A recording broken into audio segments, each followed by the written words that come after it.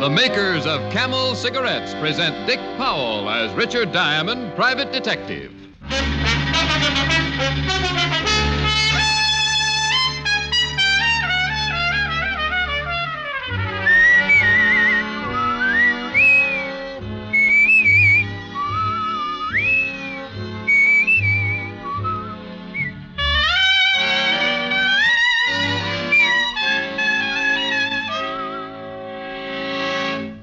What is the 30-day Camel mildness test? It's a sensible test of cigarette mildness based on steady smoking. And here's all you do.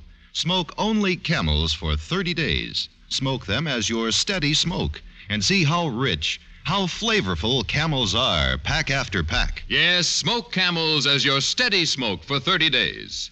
And discover how well Camels agree with your throat, week after week. Tonight, start your own 30-day Camel mildness test. Make the Camel 30-day test, and you'll see. Smoke Camels and see.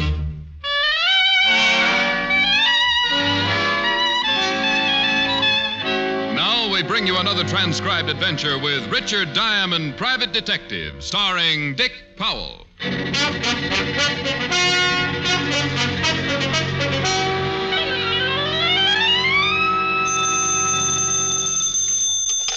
Diamond Detective Agency.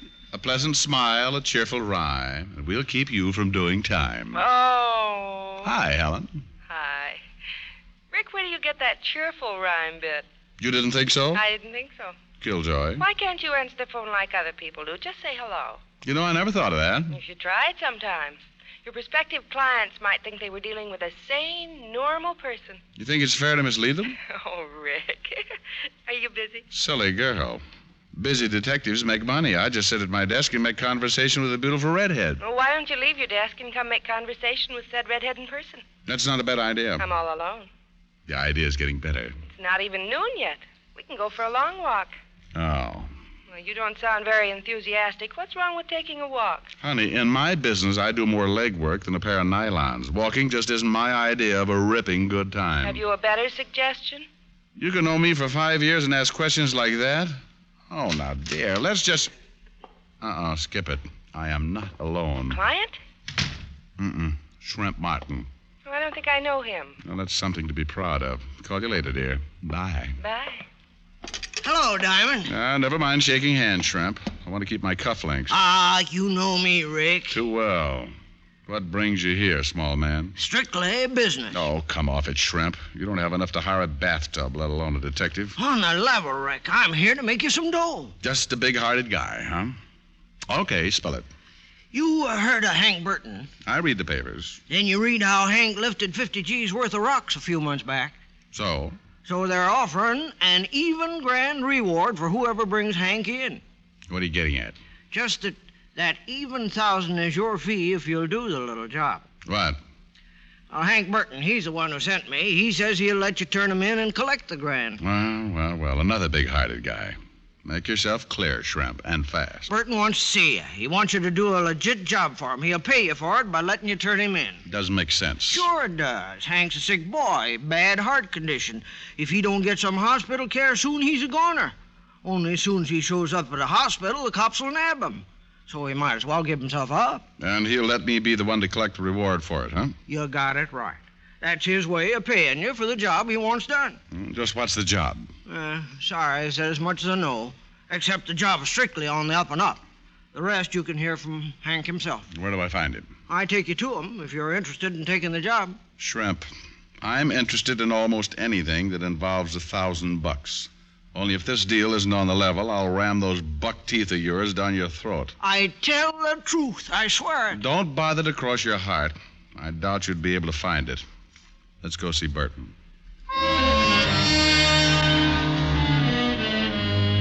I didn't have any faith in Shrimp Martin, but the thought of 1,000 green pieces of paper did wonders for my bankrupt morale. We took my car, and Shrimp directed me to the warehouse section on Front Street. We parked beside a deserted-looking warehouse, and Shrimp led me inside through a rear door. He should be here by now. Hank! Over here, Shrimp. Or behind those boxes over there, Diamond. I heard him. Hello, Dan. Hank, Shrimp tells me you have a deal to make. Yeah, that's right. Shrimp, go outside. See we ain't interrupted. Huh? Right. Sit on one of them boxes, Diamond. I got a lot to say. I'll stand. It's up to you. You look bad, Hank.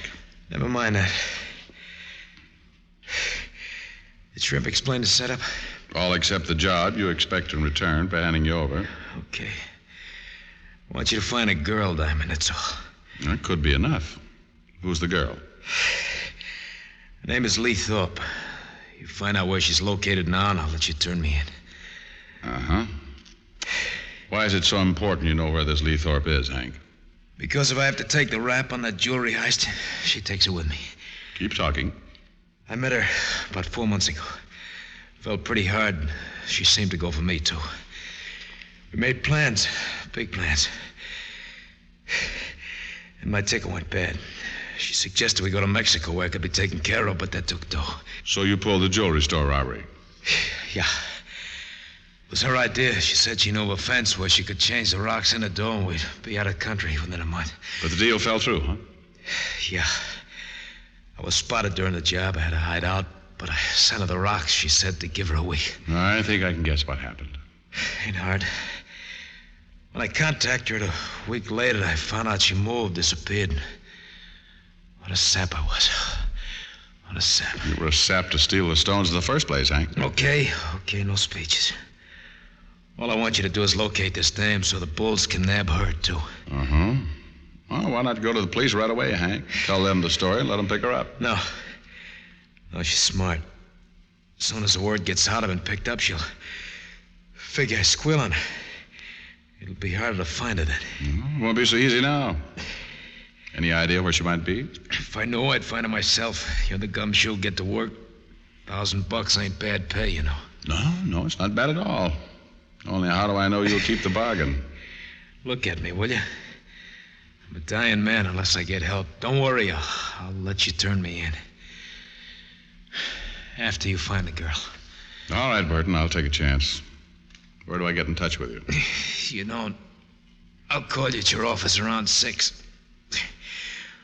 Work fast, huh, Diamond? Find her as soon as you can. Yeah, Hank.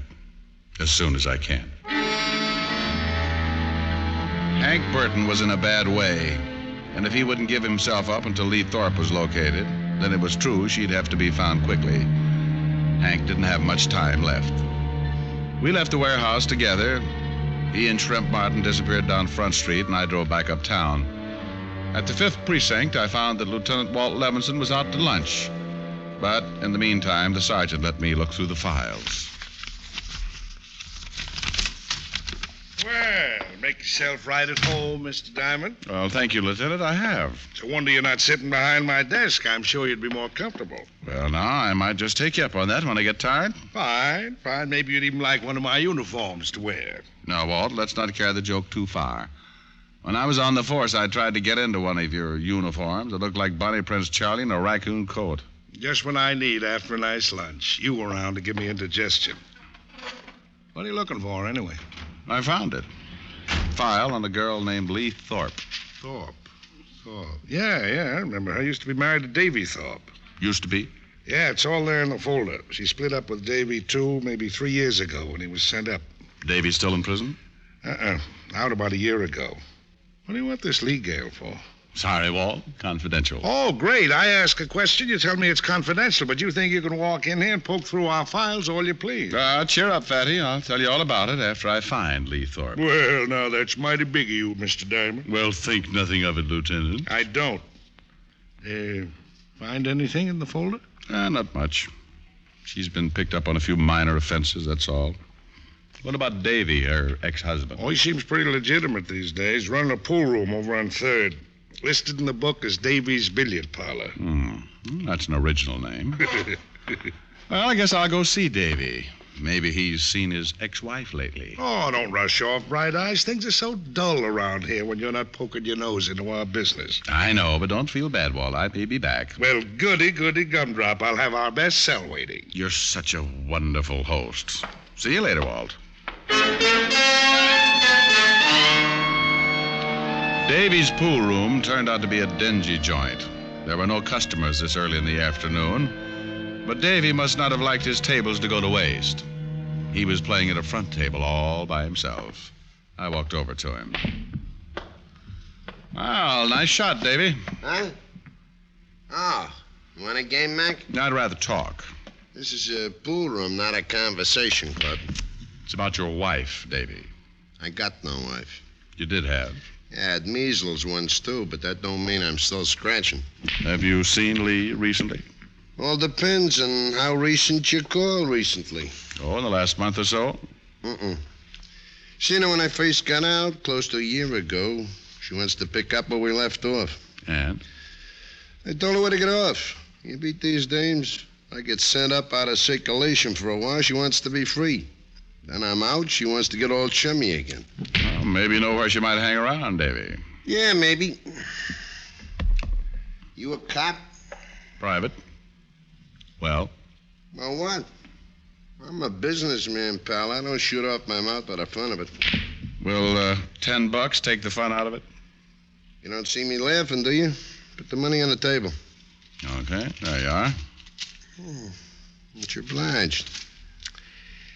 Yeah, I might know where Lee hangs out. I'm not saying for sure, mind you. Been almost a year since I seen her. Keep talking. She always likes bars, lights, people. She used to drag me to a bar all the time. Any particular bar? The Bluebird Club over on 40th. In fact, that's where I first met her. Excuse me a sec. Hey, take a few shots while I answer that. Hello? Davy's billiard parlor. Huh? I don't... Oh, yeah, maybe yes. Hold it. Hey, Shamus. Your name Richard Diamond? That's right. That's for you. If you want more out of me, I'll be over in the office. Thanks. Hello? Walt, Rick. I took a chance. Figured you'd still be there. What's up? Funny, but right after you were here, we got a call about Lee Thorpe. Picked her up right away. Good boy. I'll be right down. You at the precinct? I'm at the morgue. What? And don't bother to hurry, Rick. This gal won't be going anywhere. Not now.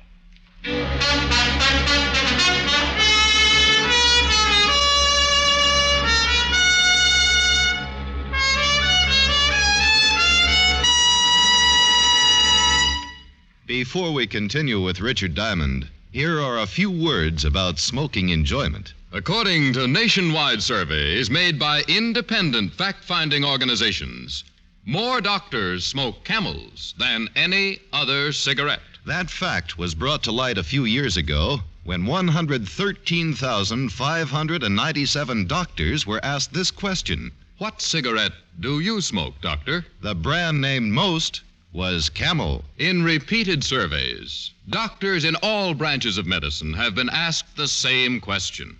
And each time, Camel leads all the rest. Yes, these surveys show that more doctors smoke Camels than any other cigarette. Why don't you start smoking the cigarette so many doctors enjoy? Start smoking mild, flavorful Camels tonight. How mild, how mild, how mild can a cigarette be? Make the Camel 30-day test and you'll see. Smoke Camels and see. And now back to Richard Diamond, Private Detective, starring Dick Powell.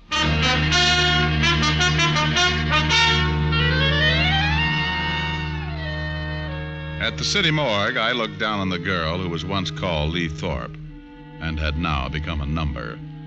It wasn't a pretty sight, and I wasn't glad to be seeing it. Okay, Charlie, thanks. Come on, Rick. Where did you find her, Walt?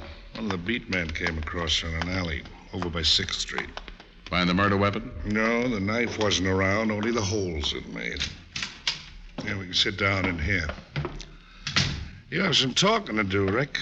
No more of this confidential rigmarole. Okay, Walt. You ask the questions, and I'll answer as best I can. Number one, why were you looking for the dame? Client hired me to find her. Who's the client? You know, Walt, this is going to sound screwy. Cut the build-up. Just make with the answer. Okay. The client is Hank Burton. Well, at least we... What? Hank Burton? That's right. Now, sit down, Fatty, and wipe that shocked expression off your face. Rick, boy, do you happen to know who Hank Burton is? That we've been after him for 2 months? I know. And if things had gone as I planned, you'd have had him in a cell by tomorrow. I guess I'd better explain, Walt. Yeah, I think you'd better. And make it good, Rick. Plenty good. I told Walt about Burton, about the $1,000 fee, and Burton's illness. He wasn't happy about the whole thing, but at least he now knew as much about the case as I did, which wasn't much for either of us to know. So Burton figured the gal gave him the double cross, huh? Yeah, I guess that's it. He wanted me to find her, just so he could turn her in when he gives himself up. Maybe and maybe not. Maybe he found her before you did. Maybe he's the one who put those knife wounds in her back. I doubt it, Walt. If he'd had any idea where she was, he wouldn't have bothered to harm me. Then why was she killed? Well, she must have known where $50,000 worth of jewelry was. Good enough reason? Yeah. Well, what now? You think Burton will still turn himself in after he hears the girl's dead? I think so. He's pretty sick.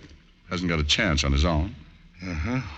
Well, I'm going back over the neighborhood where we found the girl's body. We figure she lived around there. Maybe we can find out where. It's a start, anyway. Good. I'll wait for Hank Burton to contact me. Okay. And, Rick, if you turn up anything, let me in on it this time, huh? I waited until 6 o'clock in my office, and then Burton called. I didn't tell him about the girl over the phone. Instead, I made a date to meet him an hour later on the Christopher Street ferry. The ferry was in when I arrived at the slip, so I went aboard. I agreed to meet Burton on the lower level port side. I went there, sat down on one of the benches. But 5 minutes later, the ferry pulled out, and there was still no sign of Hank Burton. Diamond? Huh? It's me, Shrimp. Oh, that's quite a professional way you have of sneaking up on people, friend. Yeah. Enjoy the ride, Diamond. We go over to Jersey, then we come back. And then we get off. Where's Burton? He couldn't make it. Want you to meet him back at the warehouse we met in this morning. Oh, great. Why didn't you get here before we pulled out? I tried. Not as fast as I used to be. Uh-huh. Now, tell me, Shrimp, just why couldn't Hank make it here? It's as safe as that warehouse. Oh, well, he's sick. He's feeling bad. He felt bad all day. Oh? It didn't sound so bad when I talked to him on the phone. But he was sick. He was. Real pain. He could never make it down here. Let's enjoy the ride, huh? Let's talk some more first. If Burton knew he was too sick to meet me here, why did he suggest it in the first place? How should I know? Hank says we come to the warehouse, we go to the warehouse. Don't ask so many questions. Oh, I just have an inquisitive nature. I like answers, Shrimp. Okay. How's this for an answer? Wow. Little man with a big gun. That's right. And the gun says we go to the warehouse. Now settle back and enjoy the ride.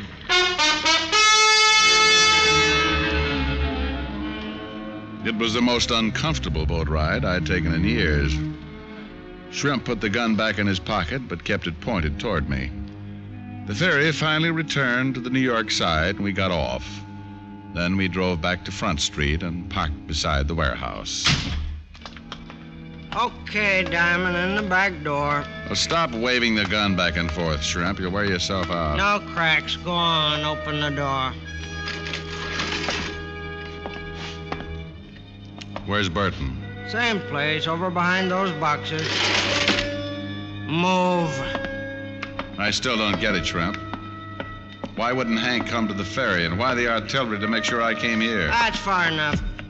I'll light this candle, Diamond. Maybe you'll get your answer then. Well, that's better. At least I... Uh-oh. See what I mean, Shamus? Yeah, Shrimp. I see what you mean. Hank Burton wasn't bothered by his heart anymore. He lay there on the floor with a stupid expression on his face that the sudden dead often wear. His eyes were open in a bewildered stare, and his teeth were clenched tight. Hank Burton had died quickly, without warning. And it looked like I was next in line. Surprise, Diamond? You didn't bring me here for a reaction, Shrimp. Uh-huh. I just get a kick out of seeing your face. Yeah. Good old Shrimp, the loyal friend. Hank trusted you. Ah, that was a big mistake. Hank was a sap. I stuck with him because I thought he'd get his hands on them rocks again. Then I'd get a split. Only Hank didn't want the stuff back, huh? He was going to let me turn him in, and that left you out in the cold. You got it right. When I knew he was sicking you onto the dame, I went to the guy who really has the stones. Yeah, I figured there was someone else in this. You're not brave enough to try something like murder alone. He does very well at it, Diamond, believe me. Well, Pool Hall Thorpe, little Davy. You're a long way from your pool room, pal. There's more profitable things than pool rooms, Diamond. So it would seem. Like handling stolen jewelry. Uh-huh. You sure no one followed you, Shrimp? Positive. Good. I'm sorry about this, Diamond, but you'll have to join Hank before long. Yeah, I'll bet you're sorry. You were sorry when you killed your ex-wife, too, huh? Real sweet guy. She brings you the stones, and you pay her back with a knife. Well, what could I do? Shrimp tells me there's a detective looking for her. He was a good kid, but she didn't have much knife. She'd have talked her head off if you'd found her. Oh, I see. But why Hank and now me? Well, look at it this way. We finish you with the same knife that killed Lee. Then we put the knife in Hank's hand and the gun that killed him in yours. Oh, that's really great. Davy, I'm afraid you've been reading Pulp Fiction. So the cops get wise sooner or later. It'll still give us time to get far away. Shrimp, you got the knife? Right here, Davy. Okay. We stalled long enough, Shrimp. By candlelight yet, huh, fellas? Well, this is real romantic. Yeah, ain't it, though? Only not quite enough. It's even more romantic with a candle. Shrimp!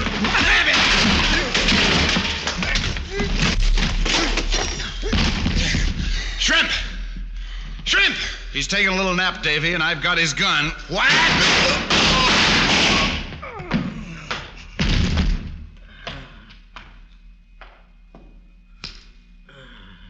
It's too bad, Davy. You should have stuck to your pool room. Okay, Shrimp, get to your feet. Diamond. Oh, shut up. Come on. Oh, my head. Shrimp, I made you a promise this morning. I said either this deal with Hank was on the level or your buck teeth were going down your throat. Oh, no, look, Diamond. Oh, shut up. Now, you know the old saying, Shrimp. See your dentist twice a year? Huh? Well, you won't have to worry about that now, friend.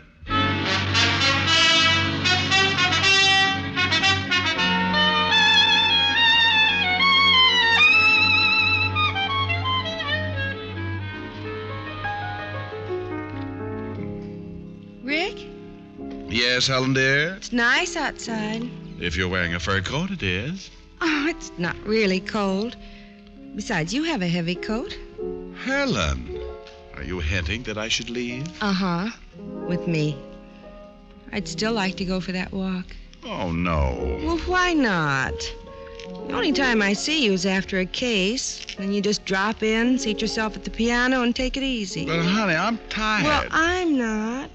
I've been in all day, and I could use the exercise. Exercise, you want, huh? Well, I got a good idea. I'll chase you around the piano. It's your idea of exercise, huh? No, but just think of the fun we could have after I caught you. Oh, Rick, I'm serious. Just look out that window. Oh, stop shivering. Look at that moonlight. Isn't it romantic? What chances to give the Dodgers this year? A long walk. Just you and me. And the Giants. Now, there's a hot ball team. Maybe over to Central Park. And the Arkansas Aggies. Oh, they'll be fighting all the way. Hand in hand. We get Arkansas Aggies. Yeah, my old home team.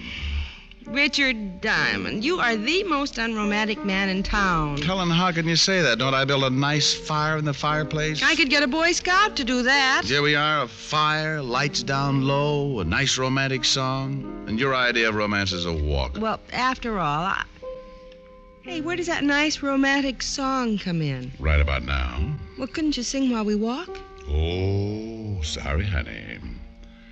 Throw another log on the fire. Keep my golden memories aglow. I don't see the face of my loved one when the logs are burning low. Throw another log on the fire. Bring back all the sweetest days I've known when our hearts were young in the springtime and her love was mine alone. Now there's nothing left but the embers. Springtime seems so long ago. Throw another log on the fire. Keep my golden memories aglow.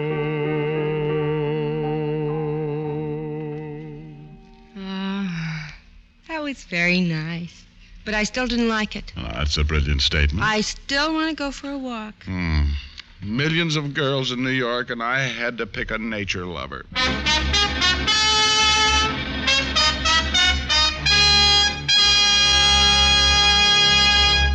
Dick Powell will return in just a moment. Camel leads all other brands in popularity by billions of cigarettes per year. Yes, more people smoke Camels than any other cigarette.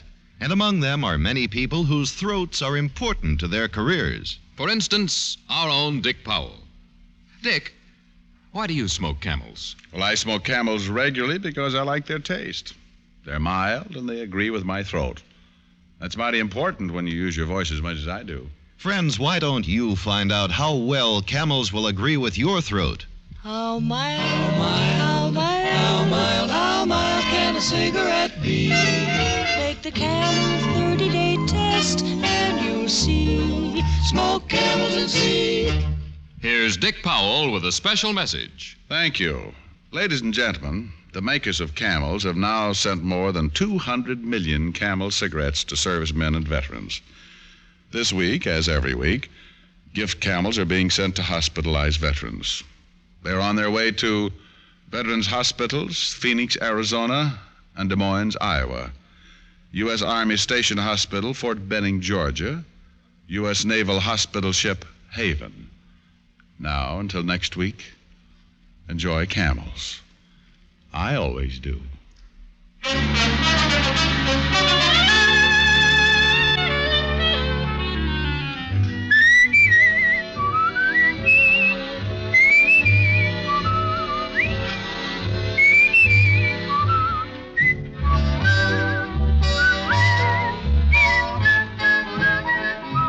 Tonight's adventure of Richard Diamond was written by Dick Carr with music by Frank Worth. Virginia Gregg was heard as Helen Asher and Alan Reed as Lieutenant Walt Levinson. Others in the cast were Junius Matthews, Tony Barrett, and Ted DeCorsia. Richard Diamond, Private Detective, is transcribed in Hollywood by Jaime Del Valle.